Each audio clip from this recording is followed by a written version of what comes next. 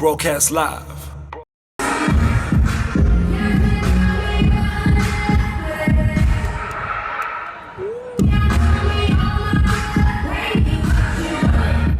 Sure, I'm very excited and amped, about where we are as a hip-hop nation in South Africa especially. If you look at South Africa and you look at all the different cultures, languages, where we are at the moment, it's bringing that very, very special ingredient and elements and energy, to hip-hop culture.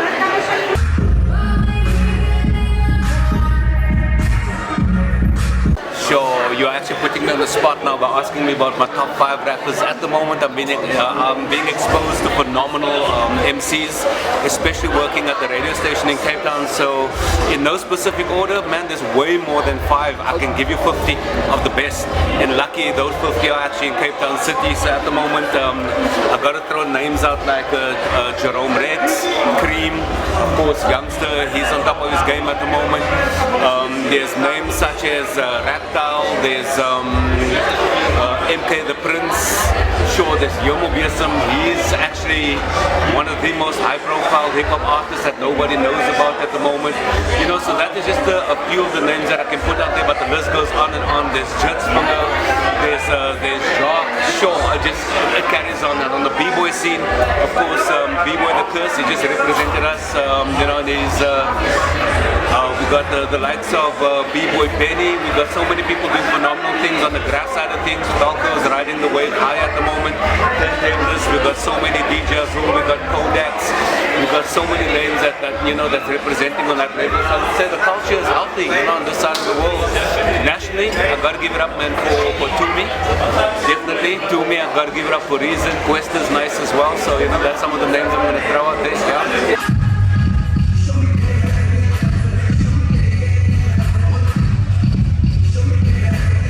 Yeah, my life is kind of split in two at the moment. The one side is the music and the radio station side of things, and with that coming, there's the Beat Bangers album. In fact, we just dropped the Beat Bangers book up track yesterday that features youngsters. So there's Beat Bangers album, there's the Audio Militia album coming.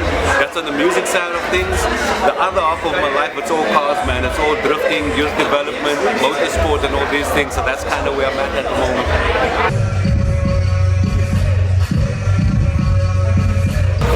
The awesome thing about hip-hop in this day and age compared to our generation when we started coming up is the fact that you have movements, you have artists that's taking the business side serious. So we can see development actually happening on that point. So as far as I'm concerned, we need to really, really focus. We need to work on that and build that as well. And then the other thing is that I want to encourage the hip-hop community. I'm not talking about the rap community. I'm talking about the hip-hop community. And when I say hip-hop, I'm speaking about the culture. I'm not just speaking about music or one element.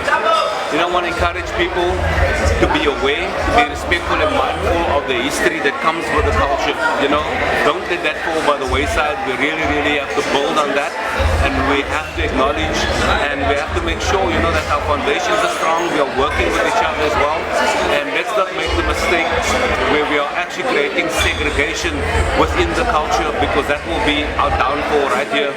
And in the grand scheme of things, I'm just hoping, man, that we can kind of focus more on what we have to offer, as South Africans when it comes to hip-hop, and let's build on that so that we can stand out from the rest of the world, because it doesn't make sense, if we're going to have 100 artists coming out of South Africa that's all sounding like Drake and Future, and they're trying to mimic Kendrick Lamar, wherever the case may be. We have a really, really rich pool that we can tap into this country, so let's focus on that and build on that.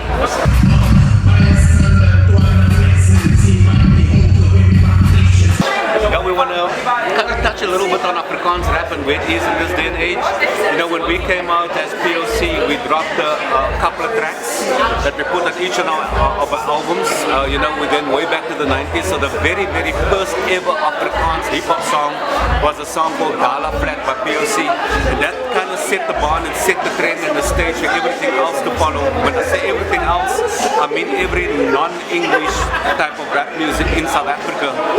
So the Afrikaans eventually, we opened up the door and we brought in we brought in the vernacular, we brought in the slang and all these things. So as time progresses in terms of where we're at now, some of the artists that's hitting it hard at the moment is the likes of Early B. This boy is all the way from Port Elizabeth. He is murdering the scene. The biggest artist, I promise you, the biggest artist in this country in this day and age, no disrespect to our brothers that's filling up domes and doing their thing, the biggest artist in the country today is a guy called Yomo Biasum. That is the king. He is massive. And the cool thing is about the likes of Yomo Biasum, Cream, Flow Motion, they managed to take the language and take it past the point where POC and BVK took it, So they kind of created the evolution. They're bringing in all this clever wordplay. These guys are super intellectual and intelligent, in terms of what they're doing with the music. And there are so many artists in Cape Town that is kind of, they're on that same path and it's evolving at such a rapid rate. It's actually crazy and it's hard to keep track of it. So for me, that is hip hop in its purest form. That's always evolving. That's always fresh. That's always interesting. Don't get it twisted. Because I know there's some sort of resistance from some aspects when it comes to Afrikaans.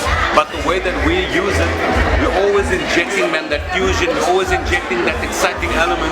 And the phrases, the wordplay, the metaphors, all these types of things. It's always punchy and it's always evolving. So for me, that's the most exciting aspect of where we are, with Afrikaans.